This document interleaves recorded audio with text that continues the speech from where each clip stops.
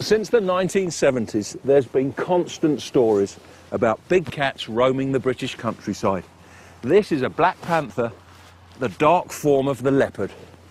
Despite many eyewitness reports, there's been very little evidence to back up these sightings. And then there was a recent incident in the sleepy village of Trellech in South Wales, which just added to the mystery. I had claw marks exactly an inch apart all the way from right here to under my chin.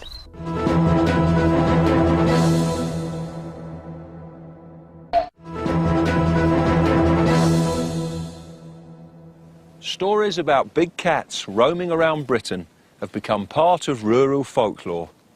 If there are black panthers out there, I certainly wouldn't want to meet one on a dark night. They've got teeth and claws that are 1.5 inches long, and a mauling from a cat like that could cause serious injury or even kill. The farming community of Trellech in South Wales has a population of just over 2,000. 11-year-old Josh Hopkins was walking with his brother and some friends in a field near his home. There was 4 of us up the woods, me, Jeremy, Emily and Amy. Me and Emily started walking, and she waited at the top.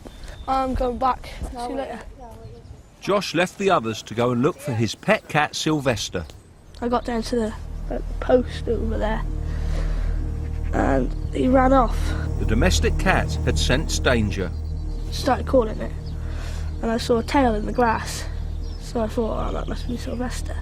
And when I approached it and got a bit close, it was a bit bigger than I thought, and it went up on its back legs, caught me with its paw here,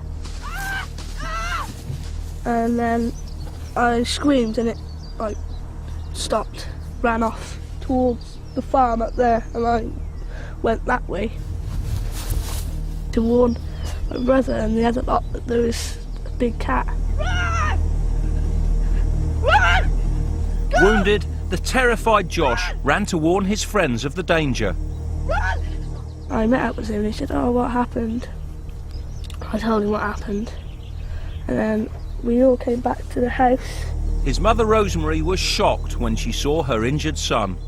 His face was just blood all running down his face. So I opened the door and he just kept on insisting, no mum, it was a cat. It was a big cat, it was as big as our dog. My mum thought I'd fallen out of a tree because I had all this blood on my face and all. She didn't really believe me at the start. When I got all cleaned up, she saw the claw marks. It was clear that his wounds were caused by something far bigger than any domestic animal. I could see the scratches down his face were, even though there was a lot of blood there, were clean. Almost like a razor blade had been down his face. I had claw marks exactly an inch apart all the way from right here to under my chin.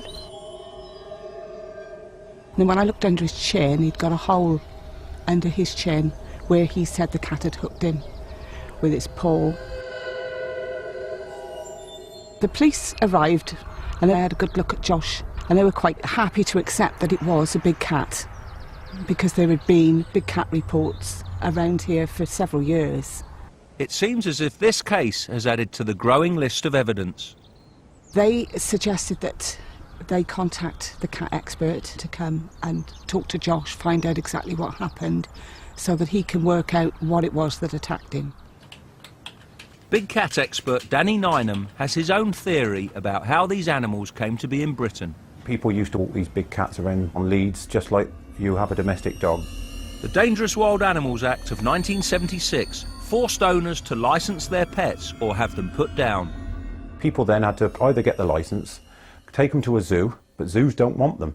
The third option then was to take them out into the countryside and totally release them. These big cats may have bred in the wild. In the last 10 years, I've dealt with 500 cases of big cat sightings throughout the UK, and 40 of those are close encounters and non-fatal attacks on people. The police wouldn't have put big cat in the equation, even though they're always reported, but they're treated like UFOs and fairies at the bottom of the garden, aren't they? But Josh's case was unique.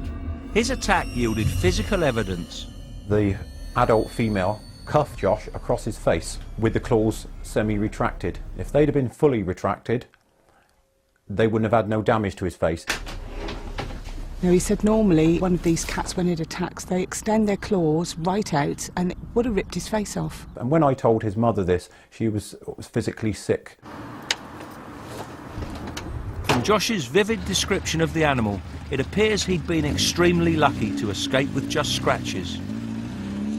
Josh luckily didn't run. He stood his ground and kept and maintained eye contact, and he screamed. If Josh had taken fright and turned and run away straight away, it might have seen him as prey, chased him and jumped on him and dragged him down.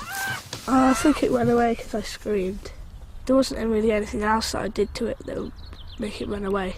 The cat had no cubs with it. The cat wasn't cornered. The cat just thought to itself, I got an open escape route here, and it just took off and left Josh, and Josh took off in the other direction. He was just a very lucky young man. If this big cat is still roaming South Wales, it could attack again.